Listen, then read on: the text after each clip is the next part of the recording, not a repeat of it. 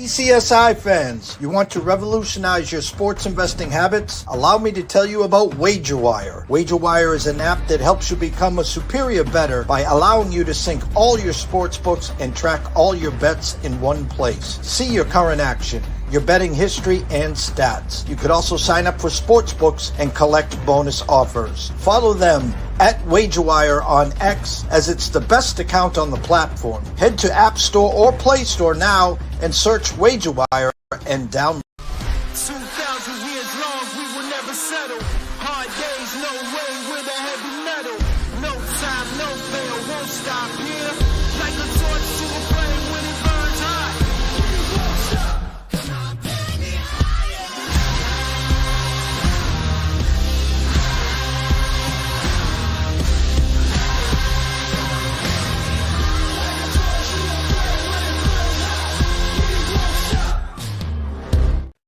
Good morning, sports fans from all around the globe. I am the host, Jeff Dawson, East Coast Sports Investors, and it's that time of the week for Tea Time Wagers with good friend and colleague, Mr. Brady Kannon, as we talk the Florida Swing, the Cognizant Classic, aka Honda Classic. Headliner today, is it Berger time at the PGA Cognizant Classic? Super stoked to talk some golf today. As we're going to turn the page on Saturday to March, and as you know, I'm all giddy because it's March Madness time, conference championship time, bracket time, and the beauty of this year is the Final Four weekend, April 5th, Saturday, and the 7th on Monday. And once someone cuts down the nets, and it doesn't look like it will be my Yukon Huskies, but hey, that's for another show. Tuesday, it's Masters Week. We go right from the meat and bones and potatoes of the madness right into Magnolia Lane. And I'll sport the green jacket on that Wednesday, as well as Brady for that for our show there. But we're getting close. We're almost 6 weeks away. So as you see, I'm smiling ear to ear. Shout out to Elijah Cox. So great to have you back behind the glass. Life gets busy, school gets busy, and here you are right here. Super stoked for that, of course. Shout out to our proud sponsors and partnerships. It's WagerWire. Head on over to Google Play. Download that app. It is free. Travis, Zach, Guy, myself, Amber, Holly, Kara, everyone will take good care of you, I promise. Viva Tequila Seltzer, 6 flavors in all. The East Coast is cuckoo for coconut. And last but never least, AtlantaSteaksAndSeafood.com. Jump on over to Facebook, introduce yourself to Terry Smith, then jump on over back to AtlantaSteaksAndSeafood.com. Place an order today. You could be grilling as early as Friday. So without further ado, let's bring him on, Mr. Brady Kannon. Good morning, Mr. Dawson. Great to be back with you. And yeah, we shift from the West Coast swing. We had the little tweener there in Mexico, and now closer to your side of the country, the Florida swing. And like you say, I think the march is officially on towards Augusta National, which is, I believe, about 42, 43 days away before they put, maybe 44 days away before they put that first peg in the ground for the 2025 edition of the Masters. And it always feels like this is when the players kind of start gearing up. I mean, there's the opening of the season in Hawaii. We shift over to California and Phoenix and whatnot, and some incredible, Pebble Beach, Torrey Pines, missed out on Riviera this year, got Torrey Pines twice. And now we go over here. The Florida swing, totally different, from mountains in the Pacific Ocean and Poana grass. We go to flatlands and palm trees and Bermuda grass. And, but it feels like there's a focus now. The players realize, okay, we're getting close to that big prize that we're all shooting for year in and year out. And we've got a few big prizes in between with Bay Hill, the Arnold Palmer Invitational next week, a signature event, then the Players Championship. And after that, it's pretty much Masters Week. I know you said it's happening on Tuesday, April 8th. It's almost after the Players is when it really kicks in. This is kind of the beginning. And then after the Players in a few weeks, I think at that point we'll only have 3 weeks, more until they're there. And you've got the Valspar Championship and the Texas Two-Step, a couple of events in Texas. And you're probably going to see just a smattering of the star players in those events. It's always interesting to see who plays the very week prior to a major. Sometimes that tournament can get a big shot in the arm. You'll have a lot of the European Tour players come over and enter that event to get a little warm-up round in before the Masters. But the point is, here we are. We, like you say, we've got about 6 weeks left and the push is on.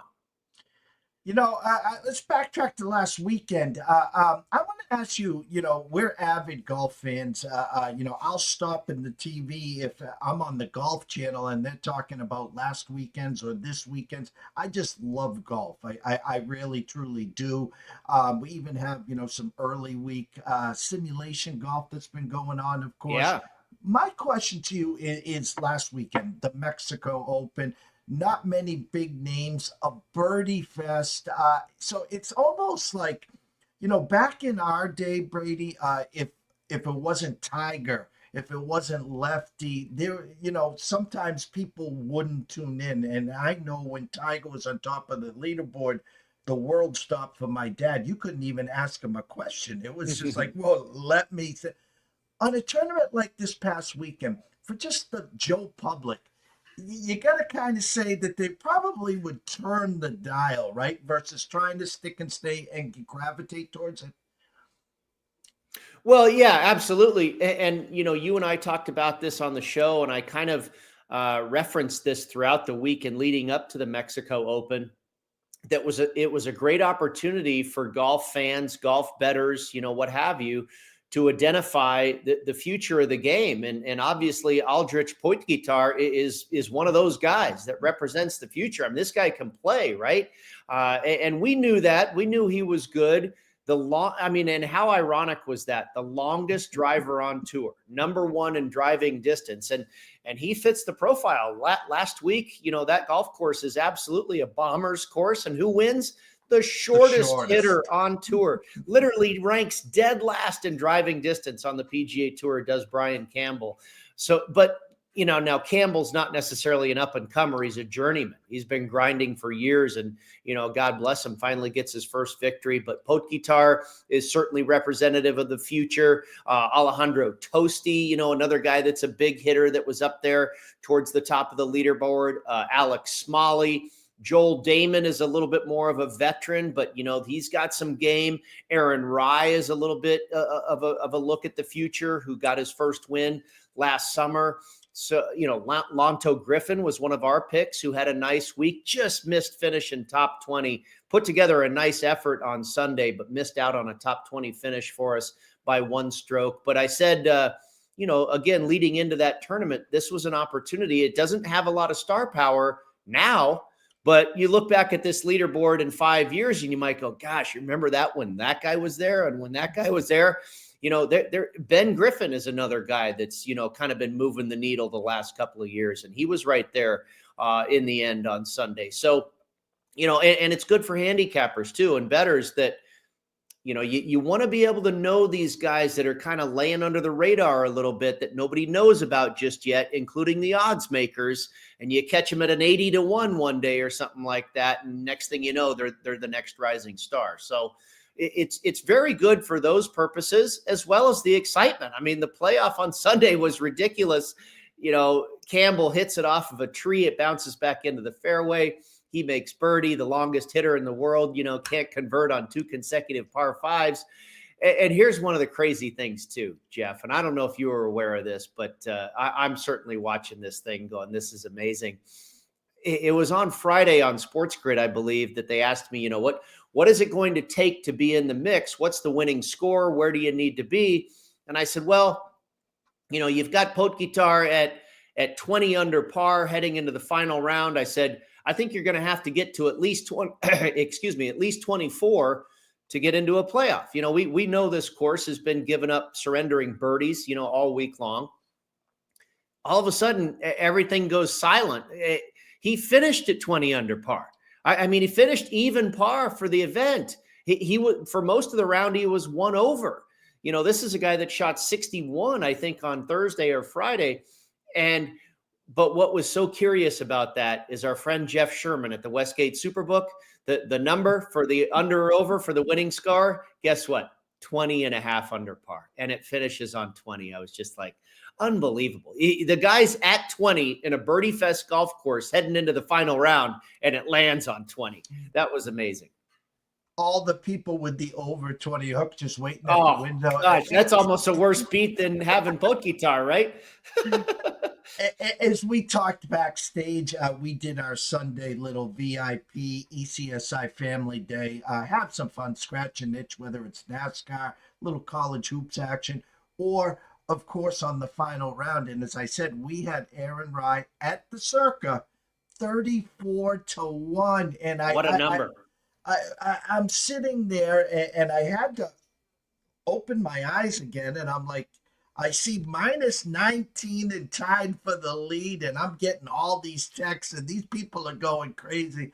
The back nine, what the hell happened, Brady? Oh, God. I bet him on Friday night, after 36 holes, because he was playing, and the only thing he wasn't doing well was putting. Yep. He was striping the ball. I think he was number 1 in the field in strokes gained approach, if I recall. He was doing it off the tee. Everything was tremendous with the ball striking. And we know he's a class player. He's won on tour before. He's contended, a number of times before. And his putting improved a great deal last summer when he went on that run. And so the only thing that wasn't cooperating was the putter. And again, we know how that works. Putting is very volatile. You can be ice cold for 3 weeks and red hot for 3 days and win a golf tournament. It's the most volatile of all the skill sets. It can turn on a dime, whether you're a good putter or a bad putter. Now it's like, okay, here's the guy that is killing it, and he's in the hunt. And if his putter just, becomes average for a couple of days, he's going to win this thing. And sure enough, finally it turns on the front nine on Sunday, and I'm sitting here licking my chops. I've also got Alex Smalley and Joel Damon in the hunt too, right? But here comes Aaron Rai. I'm figuring this is the best chance. He shoots 5 under on the front nine, and I don't know what his score was on the back nine, but he went completely cold. The first 2 par 5s he pars. I mean, okay, I can understand one, but you ought to birdie at least one of them. And the back nine is the easier side of the golf course. He just tore the front nine up to the tune of 5 under. He pars the first 2 par 5s on the backside, and then bogeys 16 and 17. Finally makes a birdie on 18 when it doesn't really matter anymore. Oh, God, yeah, that was.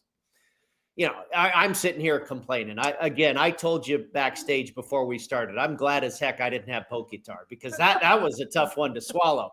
Aaron Rai, I can understand. It was tough because he got off to such a great start, and it was kind of amazing that he didn't just add another birdie or two. He should have won the golf tournament in regulation, given the way he started. But the fact that I didn't have a pre-flop on poke guitar, I'm probably glad I'm not in that group. It was all over social media. These people, crying, sweet Jesus, the worst golf beat of their life. It was pretty tough. Brian Gaskill, thank you so much for showing up, Brian. One of our biggest fans here says, hey guys, hearing varying wind reports for the first 2 days. Any thoughts of a potential wind advantage, if any? Well, let's take a look here at the latest. I've been watching it all week, of course. And I think the general storyline here is that there's very little wind in the forecast at all, which is fairly atypical for a Cognizant Classic, this time of year. That's one of the biggest defenses of this tournament. Now, this is a hard golf course. Wind or no wind, it's a tough place to play. You throw a little wind in there and it becomes arguably the most difficult course on the PGA Tour. Certainly that's not a major championship. But let's take a look here and see what the latest is as far as the wind advisory. Let's see. Okay, we've got Thursday. Not seeing much of anything on Thursday. I mean, I'm seeing anywhere from 3 to 7 miles an hour. Then on Friday, Yeah, I'm seeing the same thing. Now, I've seen similar reports to what Brian's talking about, that you could have a little bit of a draw bias where you get some wind on Thursday afternoon, and maybe it bleeds a little bit into Friday morning, meaning the late early start is at a bit of a disadvantage. I don't know. Maybe I need to speak with someone that has boots on the ground. I may do that after we finish up our show here. You can't always trust the weather forecast. Certainly, we've seen that. When was it? Torrey Pines a few weeks back, when all of a sudden that wind kicked up, and it really took Ludwig Oberg out of contention at the Farmers Insurance. That didn't show up on the forecast, and you get that in coastal locations. Now, here in Palm Beach Gardens, I believe we're about 7 miles off the coast, but that's still close enough to get a little dust up. But as far as the forecast, I'm not seeing that draw bias. I've seen some people hint at that, but I don't know if that will come to fruition. Personally, most of my card is teeing off in the late window on Thursday. So if that draw bias comes to fruition, it has me a little bit worried. But honestly, I'm not that worried, because everything I've seen, it doesn't look like there's going to be, if it does kick up, if the wind does kick up, it doesn't look like it's going to blow that much. And I think everybody's probably going to get a little bit of a taste of it at one point or another if it does kick up. The forecast is not saying much. I mean, if you've got wind, if the wind is basically 12 miles an hour or less, it doesn't do much of anything to a professional golfer. So, I mean, even if we get a gust now and then to 15 miles an hour, I don't know if that's going to be enough to cause an advantage one way or another in this field. Cognizant Classic 2025, February 29th through March 3rd, Palm Beach Gardens, Florida, par 71, yardage 7147. The fairway is yours, sir. Well, it's interesting that you mentioned par 71. It was just recently changed to a par 71. And if you look at the last 15 years of this tournament, the last two, the winner has been 14 under and 17 under. Okay. Now, prior to that, the average winning score was less than 9.5 under par. And that's when it played to a par 70. Well, they've changed one of the holes on the back side here. It used, I believe it's number 10. Used to be just a beast of a par 4 at over 500 yards. And I believe it was probably the hardest hole on the golf course. Well, they added 20 yards to it and made it a par 5. And now it's a birdie opportunity. And so that's why you're seeing the scores change. That's why you saw Austin Eckroat get it to 17 under. They also did not have much wind in 2024. And you also had a bit of a softer golf course too. We have had some rain in the area. I know on Monday earlier this week, you had some rain. I believe there is a little bit of moisture still lingering in the forecast, where maybe you'll get, just enough to kind of keep it soft and not let it dry out. But I think overall, the weather is you're going to have very little wind, and the golf course that's a little bit on the softer side, where you're probably going to see, 16, 17 under par. And we joke about how Jeff Sherman nailed the number in Mexico with 20.5 under par. Well, this week, his winning score proposition number is 15.5 under par. And that sounds pretty spot on to me. Very difficult golf course. I mentioned the change from the West Coast topography to Florida, flat, bunkers, water, palm trees, Bermuda grass, very different from what we had out west. For this Florida swing, we've got PGA National, the champion course here in Palm Beach Gardens, Bay Hill next week for the Arnold Palmer, TPC Sawgrass for the players, and then the Copperhead course at Innisbrook for the Valspar Championship. Those are 4 of the most difficult golf courses on tour. This is a hard swing, and ball striking is number 1. That is exhibit A as far as the skill set that you want. Not only here at the Cognizant, but really throughout the Florida swing. Driving accuracy is certainly big here at the I almost said Honda, at the Cognizant and the Players Championship, and really the Valspar as well. Probably for the most part, driving accuracy trumps distance a little bit throughout the Florida swing. Here at the Cognizant, you're going to see a lot of guys club down. in favor of accuracy and take a 3-wood off the tee. The work here off the tee is one of the hardest golf courses that these guys play. It's very difficult. You know, it's a polar opposite from last week where you just grab the big stick and grip and rip and go and hit the next shot. This one off the tee is much more calculating and very difficult. The approach shots, over 65% of the approach shots are going to come from 125 to 200 yards. And this is one of, if not the most difficult courses on tour for approach shots of 150 yards or greater, which I find very interesting. I think a lot of that has to do with the water, the bunkering, and the wind. 150 yards, 160 yards, 170 yards, some of the most difficult approach shots on tour right here at this golf course. And, you know, because those approach shots are going to be difficult, it makes scrambling very important because you're not going to hit every green in regulation. So getting up and down and saving par is going to be very important. So that's kind of the formula here. I think first and foremost, you need to look at you know, ball striking and work off the tee. Then you have to look at iron play. And, you know, obviously any golf tournament, it helps to have a hot putter. And that has shown to be a part of the formula here at the Cognizant and the Honda in years past. But first and foremost, I pretty much looked at ball strikers. That I wanted guys that can, you know, work well off the tee and play their irons. And if I happen to get a guy that's a good putter as a bonus, then you know, all the better. Well, again, when I think Florida swing, before we get to your actual outrights here and top 20s, a name always pops into my head, and that's Billy Horschel. He's always seemed to do well. And as you're breaking down this course here, a name popped into my head, and I was from me to the wall here at the U.S. Open when it was back here not too long ago. A little pint of peanuts. I don't know his correct form right now, and that's Mr. Brian Harman. And my question to you is Billy Horschel, Florida swing, Brian Harman? I mean, do these guys fit your thought process? I'm just thinking out loud. I haven't put in my one and done, of course, and I need a win desperately here. So I just had a couple names that popped in my head, Brady. Well, you know, I took a hard look at both of those guys. Billy Horschel is basically synonymous with the Florida swing, it seems. You know, he's a Florida Gator. He practically grew up on Bermuda grass greens, you know, and that's certainly his preferred surface. We've seen him do very well at this tournament in the past. He's got a great history here.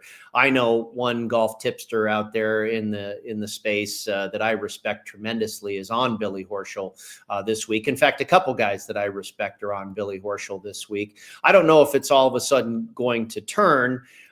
He didn't make my card because I just don't know. I mean, it just didn't feel right to me. It didn't feel like the timing was right for me on Billy Horschel. I believe we were on him a few weeks ago, and he was a very popular. I think it was in Phoenix, you know, and that's another ball striker course, a course that I kind of looked at, not necessarily a complete corollary, but, you know, I mean, you mentioned it's Berger time. Daniel Berger finished second at the Phoenix Open a few weeks ago, which I do believe translates, and it'll translate even more next week when we get to Bay Hill. Those two tournaments cross over quite a bit. At the top of that list is a gentleman you may have heard of, Scotty Scheffler. He's won at both tournaments twice, in Phoenix and at Bay Hill. So there's certainly some crossover there between those two.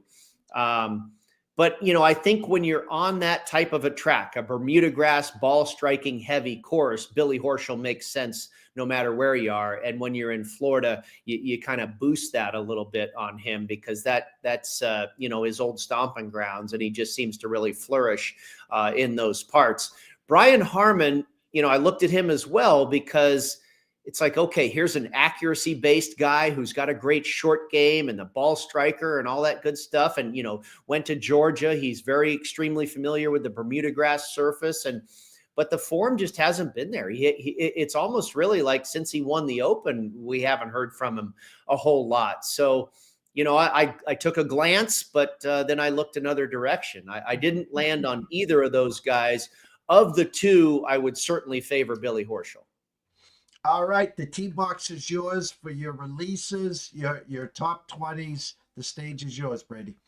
Okay, yeah, and I knew this. I mean, there's not a lot of star power in this field. Okay, so I feel we are going to get a fairly long shot this week. But I felt that I had to add at least a guy that had more expectations or was had a greater probability in terms of expectations on the odds board that was going to contend this week. And I went right to the very top. I couldn't ignore Shane Lowry and how good he is in Florida.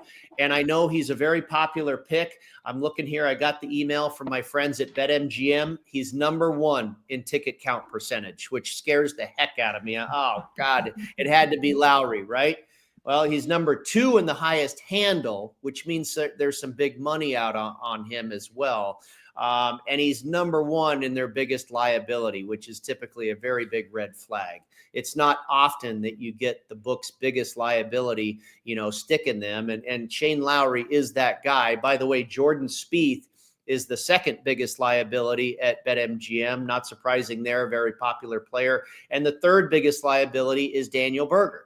And it's basically Shane Lowry and Daniel Berger at the top of the odds board this week. And I've seen a lot of sharp people on either one of those guys. And again, I think when you have a field that is limited in star power, you're going to have a lot of people, on a handful of guys towards the top of the board anyway, whether it's a professional or recreational bettor.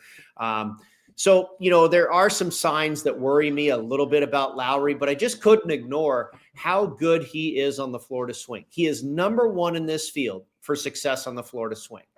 And to add to that, he just finished runner-up at Pebble Beach. So the current form is pretty good too, going into really his wheelhouse, time on the tour calendar. He lives in Jupiter, Florida, not too far from here. He's played this course a number of times. His last 3 visits here, he's been 5th, 4th, and 2nd. He's been here 7 times. He's never missed a cut here. So I had to take a stab with him, and I felt 20-1 was a pretty fair price. I've seen 18 out there. But I felt 20 I'm like, okay, 20-1 for a guy. And we haven't seen him win in a long time either. That's another thing that kind of gives you concern. The other thing, I wonder, is it becoming a part of our handicap now? The TGL. We just saw Shane Lowry, his team, the Bay Club, I believe it is, win a big match on Tuesday night in the TGL, and his team's undefeated. And you saw him getting really excited with his guys. I got to believe the frame of mind and the mojo is pretty good right now. He finishes that. I mean, it's in the same town. So he finishes that up off of a victory, feeling good, walks out to a practice round today. Maybe that's a little bonus for Shane Lowry there. We've seen it work for Tom Kim, who had a big, was really feeling it on the TGL on Monday, and Rory McIlroy. And then went to Pebble Beach, and Tom Kim nearly won the thing, and Rory did. So maybe that TGL is kind of giving these guys a little momentum. Who knows? It's too early to see if that's a trend. But if Shane Lowry wins this week, maybe we're on to something there. And then I wanted to take one other guy that was maybe a little bit shorter in terms of the odds. And I felt really good about landing on Taylor Pendrith at 30-1. I don't think he's your typical Cognizant Classic player. He doesn't play like Russell Henley. He doesn't play like Shane Lowry. He doesn't play like Daniel Berger. He's not necessarily that guy. He's more of a big, overpowering guy that you put at Torrey Pines and you put at Bethpage Black and you put at Bay Hill and that type of thing. But he has that lethal combination of a deadly putter as well. I mean, it's like Brooks Koepka, who's done very well at this golf tournament before. A guy that can absolutely mash the ball and has a deft touch around the greens. That is really good. That can take you a long way on the PGA Tour. And I think Taylor Pendrith he's going to win some more. I think if you're looking for, maybe not comeback player of the year, most improved, the guy that is going to ascend the most on the PGA Tour in the next couple of seasons might be Taylor Pendrith. He's already up to 40th in the world in the official golf rankings. He is second on the PGA Tour in ball striking. Over the last 36 rounds, he's fourth in this field for strokes gained off the tee, 40th for hole proximity from 150 to 175 yards, and seventh for strokes gained putting on Bermuda grass.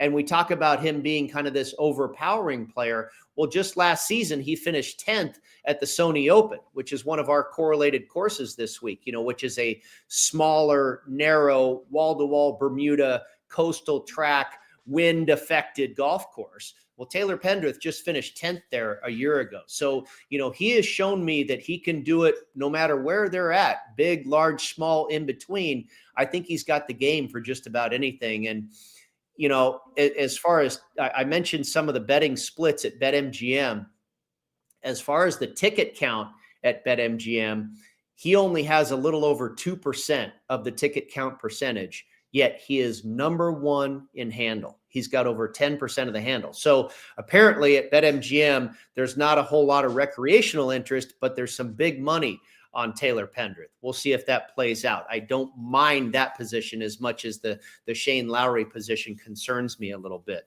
And then Nicolai Højgaard, who kind of is similar to Taylor Pendrith. I think he's an up-and-comer. He mashes the ball off the tee. He's extremely good with the irons. And then you look at, I didn't mention our correlated courses this week, and I think this golf course is a tough match overall.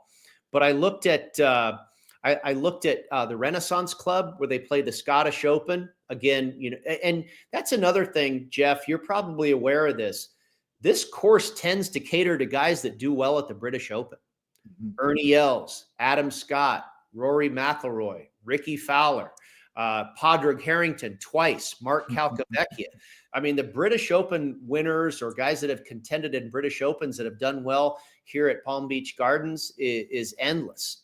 So it makes sense that the Renaissance Club, the home to the Scottish Open, is a correlated course for me. Silverado in Napa. I mentioned the Sony in Wailea.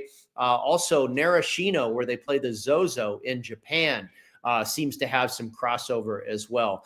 And you look at Nicolai Højgaard, and also Royal Liverpool, where your guy, Brian Harman, won the British Open. So that, maybe there's another case for Harman, right?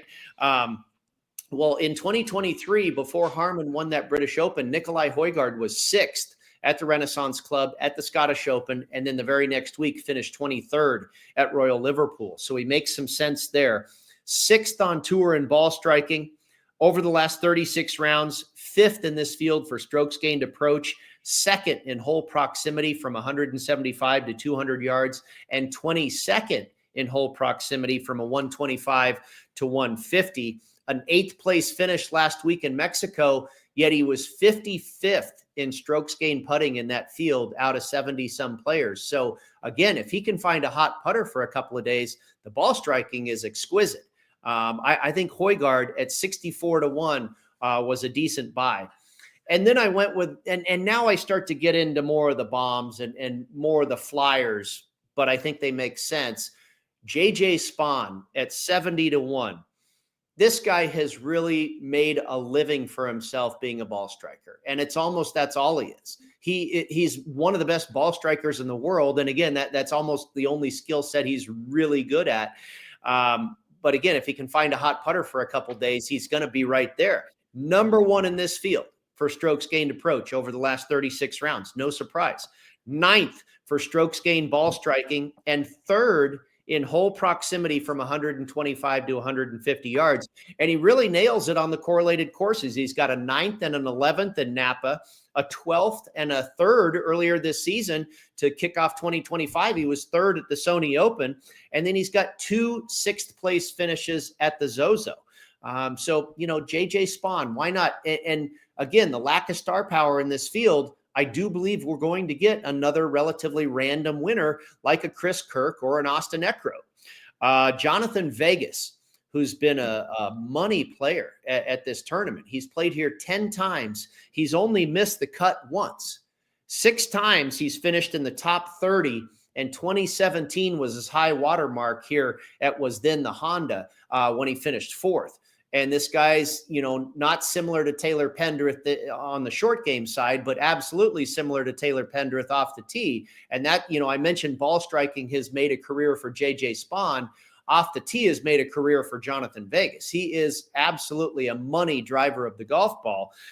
He's had a top 10 finish at Silverado, where he's made, by the way, 5 of 6 cuts. He's had an 11th place finish at the Zozo just this past October, and the form seems to be okay. He started off the year with a 4th place finish at the Sentry. So his work off the tee, how good he is, 6th in this field for strokes gained ball striking over the last 36 rounds, 10th for strokes gained approach, 18th for strokes gained off the tee, and 28th for hole proximity from 175 to 200 yards. So checks a lot of boxes. And again, tremendous success here, making 9 out of 10 cuts at this golf course.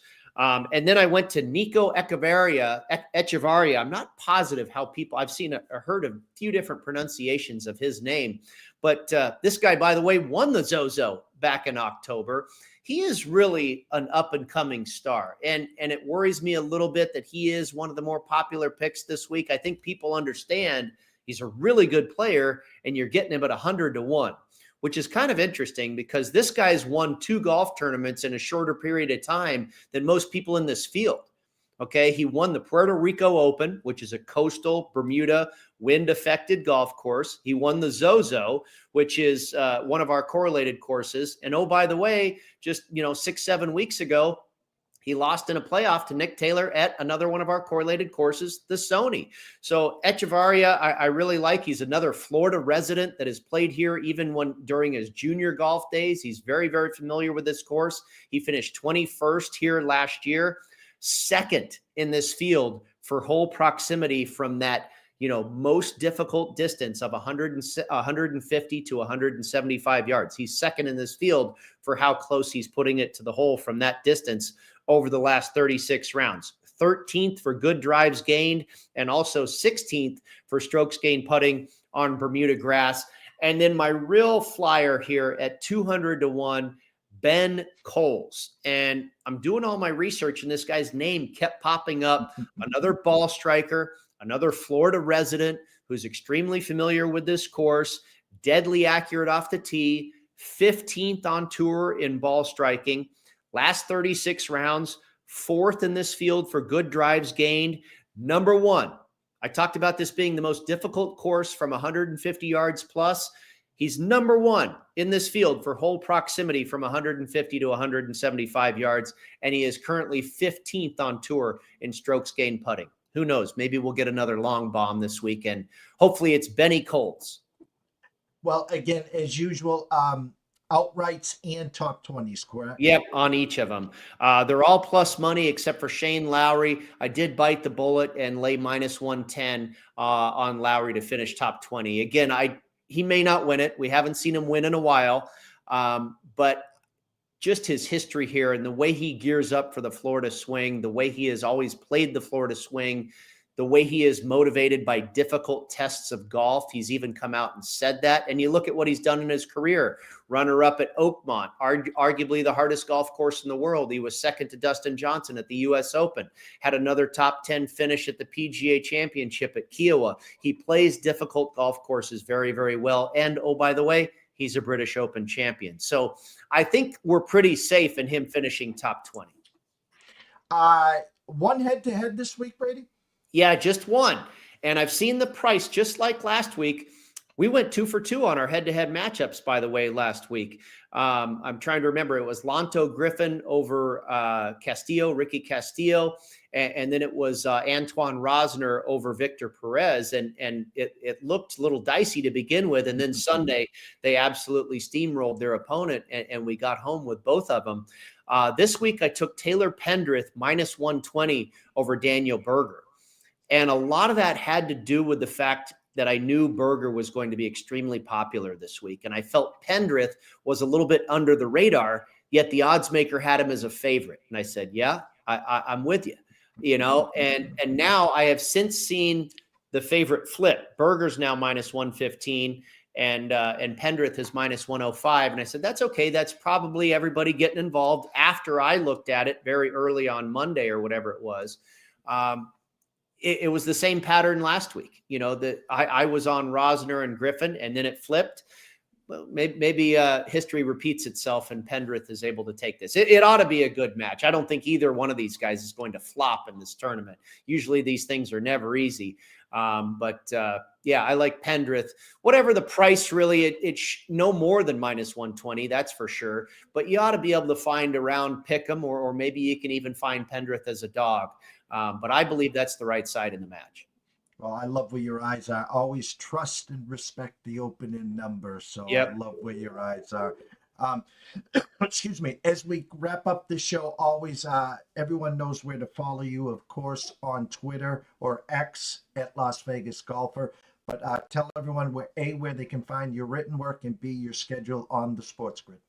Yeah, if you want to go read the written article, it's posted there on my Twitter handle at Las Vegas Golfer, or you can just go to golf.com and check it out there. A little bit further detail into the weeds, not only on my picks, but also into this tournament, the skill sets I looked at, all of that good stuff. And then I will be on the grid, Sports Grid, later this evening at 7:30 Eastern time. And again, with Gabe Morency and Cam Stewart at about 10:15 Eastern time. Well, Brady, always blessed and honored to have you here every Wednesday to talk golf. We're in Florida. That means sunny days are a-coming, sir. Yeah, let's drink some orange juice and cash a winner, man, in the Sunshine State. Go follow Brady at Las Vegas Golfer. Go check out his written work, and of course, check him out on the Sports Grid tonight. And we will see you soon, sir. Elijah, quick commercial break. When we come back, we'll wrap it up. Stay tuned.